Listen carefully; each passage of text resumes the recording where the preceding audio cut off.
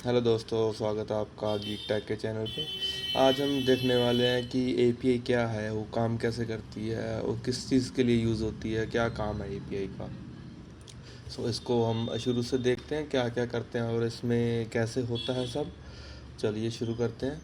देखिए, सबसे पहले अभी हम इसमें क्या सीखेंगे इस वीडियो में कि एपीआई क्या है, रिक्वेस्ट क्या है, रिस्पॉन्स क्या है, वो कैसे बात करता है आपस में, और मेथड्स क्या है। ये H T T P methods है। इसमें ये है कि ए पी आई जो है उसके क्या टाइप्स है, कितने प्रकार की होती है ये, और नीचे उसके टाइप्स हैं। फिर हमारे पास है क्लाइंट और सर्वर। ये सभी हम इस वीडियो में जानेंगे कि क्या क्या होता है। ये वीडियो के ख़त्म होते ही आपको ये सब के बारे में पता होगा। चलिए आगे चलते हैं। यहाँ देखिए, अगर हम एपीआई को अपनी डेली लाइफ से कंपेयर करें तो एपीआई क्या है। एपीआई एक वो तरीका है जिसकी मदद से हमारे जो एप्लीकेशंस हैं वो बात करती हैं आपस में। मान लो दो एप्लीकेशंस हैं, हम एपीआई की मदद से वो दोनों एक दूसरे से बात कर सकती हैं। हम इसको ऐसे समझते हैं, जैसे कि आप मान लो किसी रेस्टोरेंट में गए हो, तो आप हो जो वो होगा क्लाइंट। जैसे कि अ, हमारा वेब ब्राउज़र है या हमारी कोई एप्लीकेशन है, तो हम इसको स्टार्ट करते हैं। आप मान लो हमारे रेस्टोरेंट में गए, फिर रेस्टोरेंट में आपने वेटर को बुलाया। वेटर आपकी बात पहुंचाएगा किचन तक। आपने उसको कुछ बोला, वो देखेगा कि क्या हम ये बना सकते हैं। वो पहले किचन तक जाएगा, किचन वाले फिर देखेंगे कि क्या ये बना सकते हैं। वो बोलेंगे हाँ ये कर सकते हैं। वो आपके पास सामान लेके आ जाता है, फिर वो आपके पास पहुंच जाता है। इसमें देखो आप क्या हो, क्लाइंट। और अगर हम इसको एपीआई की अपनी डेवलपमेंट में देखें तो जो आप हो वो है क्लाइंट, यानी कि हमारा ब्राउज़र और एप्लीकेशन। और जो वेटर है वो है हमारी एपीआई। और जो हमारा किचन है वो है हमारा सर्वर। और वो वापस हमें रिस्पॉन्स यानी कि जवाब भेजता है। तो हम कुछ भी पूछते हैं अपने सर्वर से एपीआई के थ्रू, तो वो हमें उस चीज़ का जवाब देता है डेटाबेस में देखने के बाद। वो देखता है कि मैं आपकी रिक्वेस्ट को फुलफ़िल कर सकता हूँ कि नहीं। चलिए अभी जैसे कि ये देखिए, अभी जो हमने अभी बात करी कि ब्राउज़र रिक्वेस्ट भेजता है, रिक्वेस्ट हम एपीआई के थ्रू भेजते हैं, फिर बैक एंड सर्वर उसको डेटाबेस से एनालाइज करके रिस्पॉन्स सेंड करता है। तो जो ब्राउज़र है, क्लाइंट है, वो रिक्वेस्ट सेंड करता है, उसके बदले में उसको सर्वर से रिस्पॉन्स आता है with the information which is requested. अभी देखिए, क्लाइंट क्या है, आपका वेब ब्राउज़र हो सकता है, कोई भी आपकी फ्रंट एंड एप्लीकेशन हो सकती है। आपके किसी भी एप्लीकेशन में एपीआई ही कॉल होती हैं जो आपके सिस्टम में चलती हैं। देखिए अभी जो वेबसाइट है वो हमारे सिस्टम में लोड होती है, फिर वो चलती है, फिर वो बैकएंड से बात करती है। ऐसे ही मोबाइल ऐप्स हैं, हमारे सिस्टम में चलते हैं, बट ये डेटा सर्वर से लेके आते हैं एपीआई के थ्रू। बैकएंड में हमारा सर्वर हो सकता है, वेब सर्वर हो सकता है, या कोई और सर्विस चल रही हो सकती है।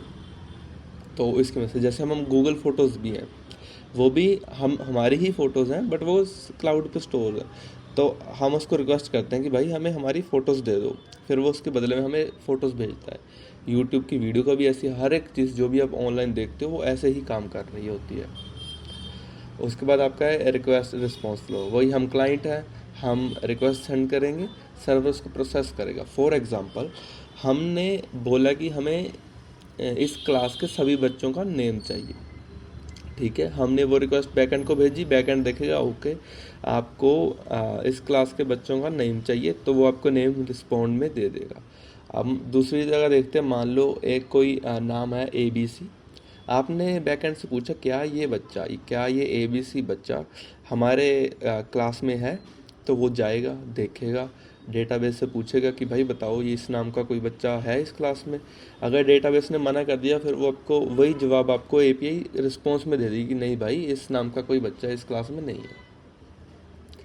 अभी रियल वर्ल्ड एग्जांपल, यूट्यूब, जैसे हमने बात करी कि यूट्यूब पे हम सर्च करते हैं, वो रिस्पॉन्स आता है, या कोई वीडियो भी आती है, हम फर्स्ट यूट्यूब खोलते भी हैं तब भी वो पूछता है कि यूट्यूब के सर्वर को कि भाई बंदे ने यूट्यूब खोला है तो बताओ मैं क्या उसको प्रोवाइड करूं। फिर वो आपको डेटा प्रोवाइड करता है लाके। क्लाइंट की रिक्वेस्ट आती है, सर्वर उसको प्रोसेस करता है, सर्वर रिस्पॉन्स भेजता है, आप वीडियो देख सकते हो। उसके बाद जेसन। जेसन क्या है कि एक फॉर्मेट भी तो होना चाहिए कि इस फॉर्मेट में हम बात करेंगे। जैसे कि हम रिक्वेस्ट करेंगे, वो भी एक फॉर्मेट में भेजेंगे कि हमें भाई ये इन्फॉर्मेशन चाहिए, और रिस्पॉन्स भी एक फॉर्मेट में आना चाहिए। तो ये हमारा जेसन वो फॉर्मेट है। आईडी देखो, नेम जॉन आ गया, ईमेल आ गई john@example.com। ऐसे हम कुछ भी डेटा बैकएंड से मंगवा सकते हैं। वो हमारे बैकएंड के ऊपर होता है कि मान लो ये रिक्वेस्ट आई तो इसके बदले में हमें क्या भेजना है, वो भी बैकएंड में कोड करते हैं। ये सब हम आगे देखेंगे आने वाली वीडियोस में। बट ये है कि ये जेसन एक लैंग्वेज है कि जिसकी मदद से हम डेटा किसी स्पेसिफिक फॉर्मेट में सेंड करते हैं, ताकि वो एक स्टैंडर्ड मेंटेन रहे। आप कोई भी एपीआई यूज़ करो तो आपको पता है कि ऐसा कुछ ही आएगा, आपको आइडिया रहेगा कि ऐसा कुछ ही आएगा। तो इसमें की वैल्यू पेयर होते हैं और ऑब्जेक्ट होता है। जो हम ये ब्रैकेट देख रहे हैं ये ऑब्जेक्ट है, और ये की वैल्यू पेयर्स के की क्या होती है कि जैसे आईडी, नेम, ईमेल, और वैल्यू क्या होती है इसका, उसके अंदर हमने अगर नेम जॉन है तो जॉन उसकी वैल्यू है और की है नेम, और ये एक ऑब्जेक्ट में है, जो करली ब्रेसेस में है वो हमारा ऑब्जेक्ट है एक। HTTP मेथड, अभी देखिए HTTP मेथड क्या मेथड है जिसके मदद से हम कॉल करते हैं बैकएंड को, यानी कि API कॉल करते हैं। तो API हम किस किस चीज़ के लिए कॉल कर सकते हैं? पहले डेटा लेके आने के लिए, दूसरा डेटा भेजने के लिए, और तीसरा हमारे पास है पुट यानी कि हम कोई डेटा अपडेट करना, डेटा अपडेट और रिप्लेस करना चाहते हैं। और पैच में क्या है, पार्शियल मॉडिफिकेशन करना चाहते हैं। और डिलीट में हमें हटाना ही है। इसको हम समझते कैसे हैं, गेट में क्या है, आपने वही हम स्कूल वाले बच्चों का एग्जांपल लेते हैं। आपने गेट करा कि भाई सभी बच्चों के नाम, वो आपका गेट होगा, आपने डेटा मंगवाया। पोस्ट क्या है, आपने मान लो एक नया बच्चे का नाम ऐड करना है कि भाई ये लो, ये मेरी एपीआई है और ये उसके साथ डेटा हमने भेज दिया कि एक नया बच्चा है, उसका नाम है XYZ और उसको ईमेल है xyz@example.com, आप उसको ऐड कर दीजिए तो वो पोस्ट हो जाएगा। पुट में क्या है कि हम अपडेट या रिप्लेस करेंगे, जैसे कि हम बोले कि यार ये बच्चा मेरे से गलत भेजा गया, तो XYZ नहीं नाम उसका नाम है MNO, तो आपने वो नाम भेज के उसको चेंज कर दिया। ये अपने पूरा ऑब्जेक्ट आपका जो पहले था आपने उसको चेंज कर दिया। पैच में क्या है कि आपने मान लो बोला कि ईमेल एड्रेस भाई इसकी अपडेट कर दो, जैसे मान लो आपकी कोई ईमेल एड्रेस है या मोबाइल नंबर है, हम बैंक में जाते हैं कि भाई मेरा मोबाइल नंबर अपडेट कर दो, मैंने नया नंबर ले लिया, तो फिर वो पैच में आएगा कि आपने एक मोबाइल नंबर, आपकी जो डेटा है उसमें आपने एक नंबर को अपडेट करवा लिया। डिलीट में क्या है, आपने बोला कि भाई ये बच्चा अभी हट चुका है इस क्लास से, तो इस बच्चे को डिलीट कर दो इस क्लास से, वो डिलीट में आ जाएगा।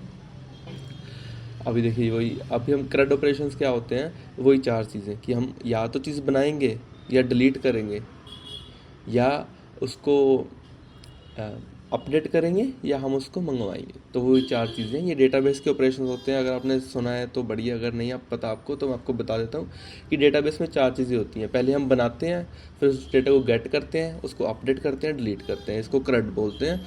ये CRUD भी हम वही जैसे अभी हमने बताया, get put patch delete and post के साथ हम इसको कर सकते हैं। तो ये CRUD ऑपरेशंस की मदद से आपको समझने के लिए इजी होगा। अभी देखिए HTTP स्टेटस कोड्स होते हैं कुछ, जैसे कि अब ये 200 कोड है। ये 200 कोड का क्या है कि सक्सेसफुल आपका डेटा आ चुका है, आपकी रिक्वेस्ट काम कर गई है और इसका ये आपका रिस्पॉन्स है। तो 201 क्रिएटेड का है, 400 बैड रिक्वेस्ट का है, 401 अनऑथराइज का है। ये हम आगे आने वाली वीडियोस में देखेंगे ये कैसे कैसे ये रिस्पॉन्स भेजते हैं, उनको कैसे पता लगता है क्या चीज़ आ गई है। 500 जैसे इंटरनल सर्वर एरर है, मान लो आपने कुछ भेजा, वो पीछे कोई सर्वर में एरर आ गया तो आपको 500 भेज देगा। जैसे 404 नोट फाउंड, आपने कभी कभी देखा होगा कुछ वेबसाइट खोलते हो वो 404 नोट फाउंड में आती है, तो आप जो चीज़ रिक्वेस्ट कर रहे हो वो सर्वर के पास है ही नहीं, तो सर्वर उसकी जगह 404 भेजता है कि भाई ये मेरे पास तो है ही नहीं। अभी ये देखो हमारी जो APIs काम करती है वो ऐसे, ये देखना जैसे Gmail API है, हम Gmail चलाते हैं, गूगल मैप्स की भी API है। स्ट्राइप एक पेमेंट का है कि जैसे हम पेमेंट करते हैं पेटीएम, गूगल पे हो तो हम UPI करते हैं ना, तो अगर हम किसी एप्लीकेशन के थ्रू पेमेंट परचेज़ कर रहे हैं तो आपने शायद सुना होगा पेपाल देखा होगा, कभी कभी स्ट्राइप देखा होगा आपने, ऐसी चीज़ें आती है। रेजर पे देखा होगा, रेजर पे तो सुना होगा। वैसे ये स्ट्राइप API है, इसकी मदद से हम पेमेंट कर सकते हैं, अपने इम्प्लीमेंट कर सकते हैं अपने एप्लीकेशन में। OpenAI API, जैसे हम ChatGPT यूज़ करते हैं उसकी भी APIs हैं। हम अपने एप्लीकेशन से अगर उसको लिंक करना चाहें तो हम उसको पूछ सकते हैं, जो भी हम क्वेश्चन पूछते हैं उसको API के थ्रू पूछ सकते हैं, वो उसका रिस्पॉन्स दे देगा। वेदर API, ये देखो टाइप्स ऑफ API। अभी एपीआई के टाइप्स क्या है, देखो रेस्ट एपीआई, ग्राफक्यूएल, सोप, ये अलग अलग टाइप्स हैं। हम आने वाली वीडियोस में देखेंगे कि क्या क्या टाइप्स हैं, हर एक को कंपेयर भी करेंगे कि क्या क्या डिफरेंस है इनमें। ये जो वेब सॉकेट है इसको रियल टाइम कम्युनिकेशन में आपको बताता हूँ कैसे, कि जब मान लो आप चैट करते हो तो चैट को आप रियल टाइम में आता है कि आप मैसेज सेंड कर रहे हो, उधर से रिस्पॉन्स आ रहा है, मैसेज सेंड कर रहे हो, रिस्पॉन्स आ रहा है, वो चीज़ आप मैसेज सेंड कर रहे हो, अगला बंदा मैसेज सेंड कर रहा है, तो ये रियल टाइम कम्युनिकेशन में आता है। ये हम आगे देखेंगे कि हर एक चीज़ कैसे काम करती है। हाँ, अभी आप ये देखिए पूरा फ्लो जो हमने अभी देखा, यूज़र ने रिक्वेस्ट इनिशिएट करी ब्राउज़र से या अपनी एप्लीकेशन से, वो क्लाइंट है और वो क्लाइंट सेंड करेगा एपीआई, एपीआई फिर सर्वर तक पहुंचेगी और सर्वर फिर डेटाबेस से पूछेगा कि भाई ये हमारे पास है कि नहीं है। फिर डेटाबेस सर्वर को बोलेगा कि हाँ भाई जो आपने डेटा पूछा वो मेरे पास है या नहीं है, हाँ या मैंने इसको ऐड कर दिया या डिलीट कर दिया, अपडेट कर दिया, वो उसको जवाब देगा। फिर सर्वर उस एपीआई के थ्रू वापस हमें भेजेगा, यानी कि क्लाइंट को दोबारा रिस्पॉन्स करेगा, फिर क्लाइंट आपको दिखा देगा कि भाई ये लो, ये आपका रिस्पॉन्स आया है बैकएंड से।